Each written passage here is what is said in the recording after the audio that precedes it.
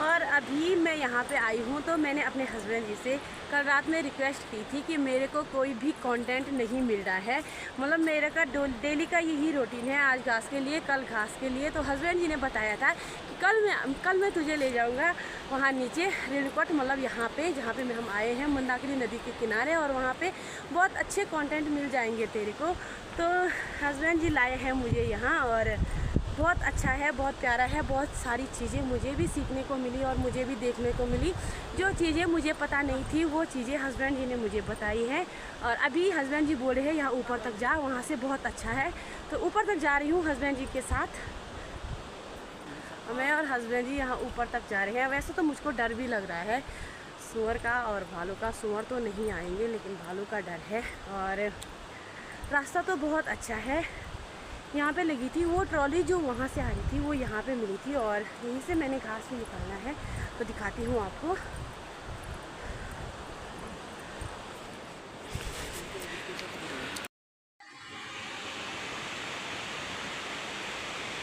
मेरे हस्बैंड जी बता रहे हैं कि इस पत्थर में हस्बैंड जी को भी किसी ने बताया है, किसी पुराने लोगों ने बताया है। तो हस्बैंड जी बता रहे हैं अपनी जानकारी के अनुसार कि यहाँ पे भीम बैठे थे। बता रहे हैं हस्बैंड जी भीम यहाँ पे बैठे थे, जबकि यहाँ पे पुल नहीं था जिस समय। तो इस समय भीम जी यहाँ पे बैठे थे, और इसको मैं आपको पूरी अच्छे तरीके से दिखाती हूँ नीचे जाके।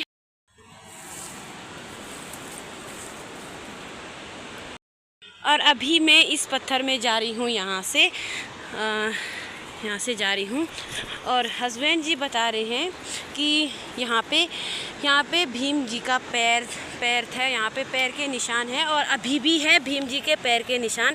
ये देखिए बहुत बड़ा पैर है, यहाँ से है और यहाँ से यहाँ तक शायद यहाँ पे एड़ियाँ रही होंगी। और यहाँ पे आगे का भाग बता रहे हैं हस्बैंड जी, यहाँ पे भीम जी बैठे थे, और एक जांग उन्होंने यहाँ से नीचे को रखी थी और एक जांग यहाँ से उस साइड को रखी थी। तो ये देखिए यहाँ पे अभी भी कुछ चीज़ें मौजूद है जो कि विश्वास कर सकती हूँ मैं, जिसके ये देखिए यहाँ पे है। यहाँ पे शायद उन्होंने अपनी जांग रखी थी और यहाँ पे उनका पैर है। ये देखिए एक पैर इस साइड को था और एक पैर उस साइड को था। यहाँ पे अभी भी उस पैर के निशान हैं। ये देखिए ये दिखाई दे रहा है, यहाँ पे बहुत बड़ा पैर था, यहाँ से है और यहाँ तक भी है, ये देखिए। और ये चीज़ें मुझे पता नहीं थी, ये चीज़ें भी उन्होंने ही मुझे बताई है। ये देखिए तो बहुत बड़ा पैर था उस समय में। और सोचने वाली बात तो ये है कि उस समय का द्वापर युग में था, और द्वापर युग का अभी तक कल युग है, ये कल युग द्वापर युग का अभी तक भी है यहाँ पे निशान। और यहाँ से उस साइड को था एक पैर इस साइड को था। तो ये देखिए ये है पूरा पैर यहाँ पे।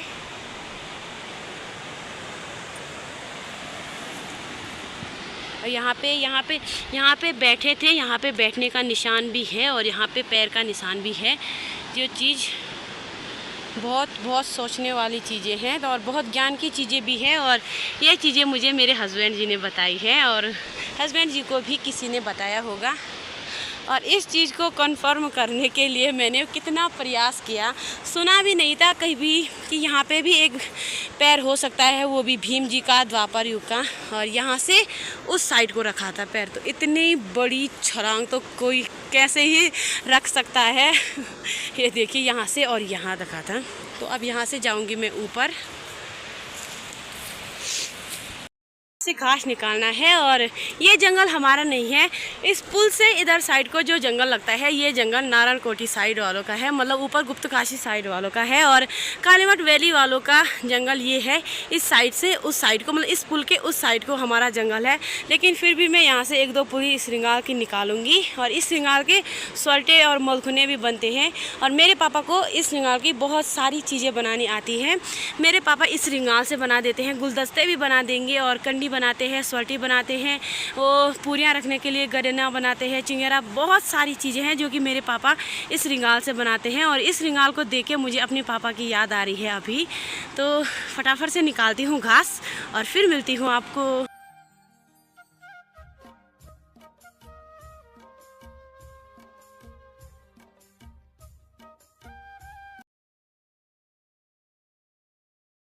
और ये है मंदाकिनी नदी। मंदाकिनी नदी जितनी सरल और जितनी शांत दिखाई दे रही है, उतनी सरल और उतनी शांत है नहीं। जैसे कलकल कलकल इस समय सुनाई दे रहा है मंदाकिनी नदी का, ऐसा मंदाकिनी नदी है ही नहीं। मंदाकिनी नदी का रौद्र रूप तो कुछ और ही है। परसों ही 2024 में 31 जुलाई को जब आपदा आई थी, तो उस समय इसी नदी में हज़ारों लोग बह के आए हैं, बहुत सारे लोग बह के आए हैं, बहुत सारे घोड़े खच्चर बह के आए हैं। ऊपर से बहुत सारे लोगों की पूरी ज़िंदगी की कमाई बह के आई है इसी नदी में, और इस नदी के कारण वो सब तबाह हो गया। जितनी शांत ये नदी दिखाई दे रही है, उतनी शांत ये नदी है नहीं। अभी तो ये नदी बिल्कुल ऐसी दिखाई दे रही है कि जैसे बहुत अच्छी और बहुत शांत, जितनी सुंदर दिखाई दे रही है, उतना ही इस नदी का कहर है। ये देखिए, यही नदी है जो केदारनाथ से आती है, और इसी नदी ने 2013 की आपदा, इसी नदी के कारण 2013 की आपदा भी आई थी। 2013 में भी इसी नदी के कारण बहुत सारे लोग मारे गए थे। और यही नदी है जो कि परसों ही 2024 में 31 जुलाई को इस नदी में बहुत सारी लाशें बह के आई है, और यहाँ से बहते हुए वो लाशें सीधे नीचे मिली है। त्रिवेणी घाट है, वहाँ पे मिली है, या तो सीधे नीचे मिली है डैम में। और अभी तो मुझे ये नदी देखने में बहुत सुंदर दिखाई दे रही है, लेकिन डर भी लगता है इस नदी से बहुत। जब बरसात का मौसम आता है तो उस समय इसी नदी पे नज़र रहती है। लोग यहाँ ऊपर से आते हैं देखने के लिए, यहाँ से देखते हैं नदी शांत है या नहीं, और इसी वजह से ये नदी तो बहुत ख़तरनाक नदी है। और ये देखिए, इतनी बड़ी नदी आई होगी कभी किसी समय में जितना कि इस नदी ने काटा है।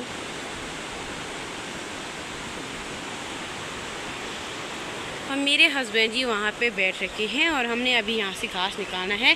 और अब इस पुल के बारे में तो बहुत जानकारी सुन ली होगी आप लोगों ने, और अब हमें भी लेट हो रही है, हमने भी अभी घास नहीं निकाला है। घर में तो हमने यही बोला था, हम बस जा रहे हैं घास के लिए, और यहाँ आके हमने बहुत सारा टाइम लगा लिया है, क्योंकि वीडियो बनाने में कम से कम आधा 1 घंटा तो लग ही जाता है। बहुत मेहनत लगती है वीडियो बनाने में, एक कंटेंट को चुनने में, और नतीजा उसका कुछ भी नहीं मिलता। जब तक मैं यूट्यूबर नहीं थी तब तक मैं सोचती थी कि क्या है व्लॉग बनाना, एक छोटी सी चीज़ ही तो है, अपना घर का ही तो दिखाना है जो कुछ भी है। लेकिन अब जब मैंने अपने अकाउंट पे 20 से 22 वीडियो पोस्ट कर दी है, और व्यूज़ 14, 15, 13 उससे आगे नहीं जा रहे हैं, तो अब मुझे पता चला है कि एक यूट्यूबर की लाइफ कैसी होती है। हमें हर दिन अलग अलग कंटेंट चाहिए, और अलग अलग कंटेंट कहाँ से लाएं, कहाँ जाए। मैं पहाड़ की नारी हूँ और एक बहू हूँ, तो मुझे कहीं जाने की इजाज़त ऐसे ही नहीं मिलती है। मैंने हर जगह जाना है तो पूछ के, या तो काम से जाना है, और ऐसे ही मेरा काम कहीं नहीं पड़ता है। इस वजह से मैं कुछ और चीज़ें तो दिखा नहीं पाती हूँ। लेकिन जो भी चीज़ें मेरे हस्बैंड जी मेरे को बताते हैं रात में कि एक चीज़ें वो भी है बताने के लिए, तो वो चीज़ें मैं सोचती हूँ कि आप लोगों को भी बताऊँ। तो आज मेरे हस्बैंड जी ने, कल मेरे हस्बैंड जी ने मेरे को ये बताया था, तो आज मेरे हस्बैंड जी को लेके यहाँ आ गई हूँ। अकेले नहीं आ सकती थी क्योंकि बहुत सुनसान जंगल है, तो हस्बैंड जी को भी साथ में लाई हूँ। और अब निकालती हूँ घास और फिर मिलती हूँ आपको। तो घास वहाँ ऊपर पे रखा है, और ऊपर से आ रही हूँ मैं थोड़ी की सरसों के प्यारे प्यारे खेतों में। ये देखिए, बहुत प्यारे सरसों हो रखी है। हस्बैंड जी लाए हैं मुझे आज यहाँ, मैं कभी नहीं आ रखी थी यहाँ, आज पहली बार आई हूँ इन खेतों में, जो कि बहुत बहुत बहुत प्यारे दिखाई दे रहे हैं। इन 2 खेतों में तो उतनी प्यारी सरसों नहीं है, लेकिन इन खेतों में देखिए बहुत प्यारी सरसों हो रखी है।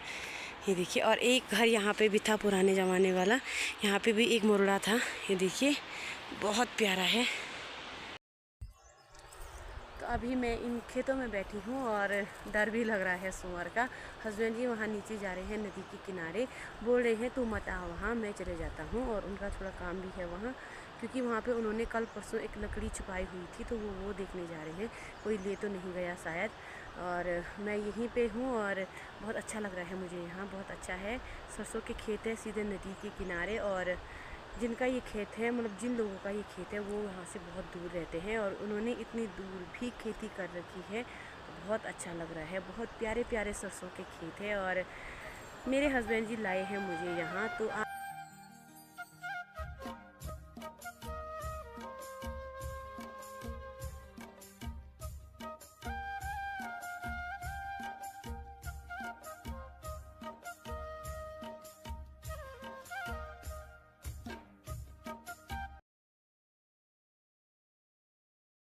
मेरे हस्बैंड जी, शायद मेरे हस्बैंड जी ने यहाँ पे एक लकड़ी पाली है, शायद है वहाँ पे लकड़ी है। कौन सी ले जाओगे आप? ये वाली? हाँ, तो मेरे हस्बैंड जी को भी मिल गई है। वैसे लकड़ियाँ तो यहाँ पे बहुत सारी हैं, 2 यहाँ पे है, एक वहाँ पे है और एक वहाँ पे भी है, और एक पेड़ तो उधर गिर रखा है, वो भी बहुत बड़ा पेड़ है। तो मेरे हस्बैंड जी इस लकड़ी को, इसको ले जा रहे हो आप? हस्बैंड जी इस लकड़ी को ले जाएंगे। और ये देखिए,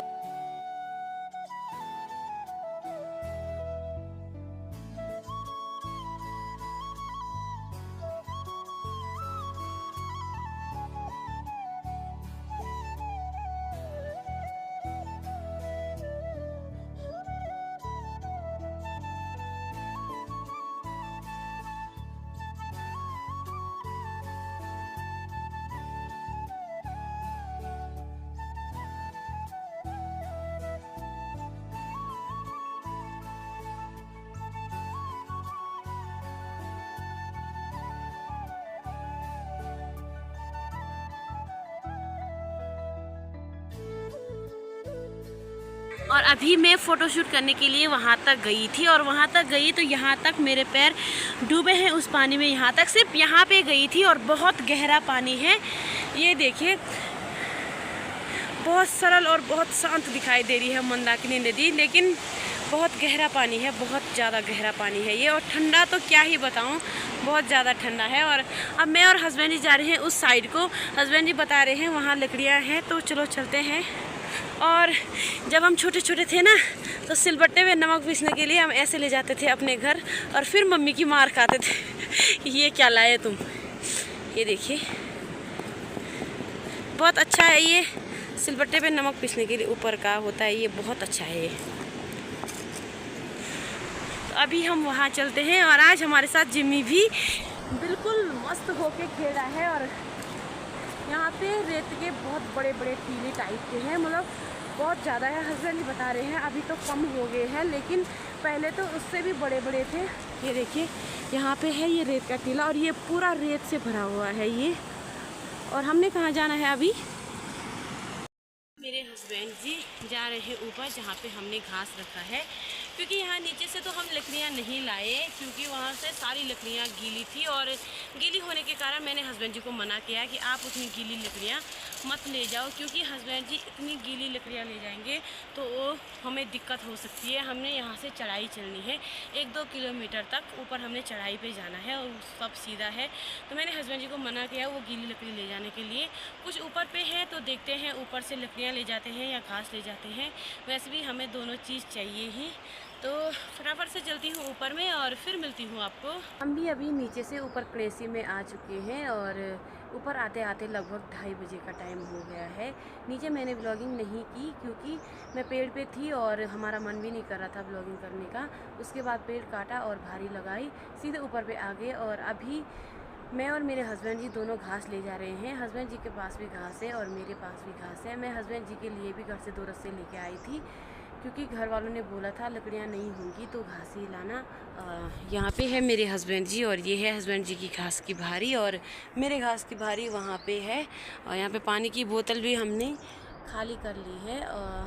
अब चलते हैं फटाफट घर। वैसे अंशु रो रहा होगा, ऐसा मुझे महसूस हो रहा है, पता नहीं क्यों मुझे अपने बच्चे की याद आ रही है अभी। तो फटाफट से उनके लगभग 4:30 हो गए हैं, और मैं अंशु को लेके और अपनी घास की भारी को लेके गौशाला में पहुंच चुकी हूं।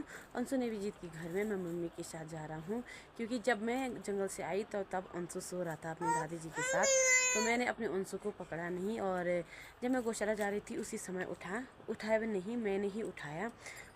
तो बोला मैं मम्मी के साथ जा रहा हूँ, तो अंशु भी मेरे साथ आया है। और अभी कर रही हूँ मैं गोबर साफ़। तो मेरी घास की भारी यहाँ पे है, और यहाँ से मैं गोबर साफ़ कर रही हूँ। यहाँ पे मेरा बेटा अंशु है, यहाँ पे भी है गोबर। पहले यहाँ का साफ़ कर देती हूँ और फिर यहाँ का करती हूँ। अंशु,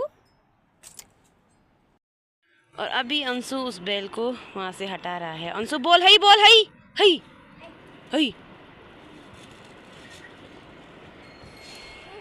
तो अभी मैंने यहाँ से पूरा गोबर साफ कर लिया है, यहाँ से और यहाँ तक। और यहाँ पे मैंने ये भैंस से दूध निकालते समय के लिए ये हरा घास भी काट दिया है। और अब जा रही हूँ यहाँ से। तो मैं अभी गौशाला से भी घर आ चुकी हूँ और अब मेरी डिनर बनाने की तैयारी शुरू हो गई है। तो उम्मीद करती हूँ कि आपको मेरी वीडियो पसंद आई होगी तो लाइक करना, कमेंट करना, अपने दोस्तों के साथ शेयर करना। मैं सोनम मिलती हूँ आपको नेक्स्ट व्लॉग में। तब तक के लिए जय हिंद, जय भारत, जय उत्तराखंड।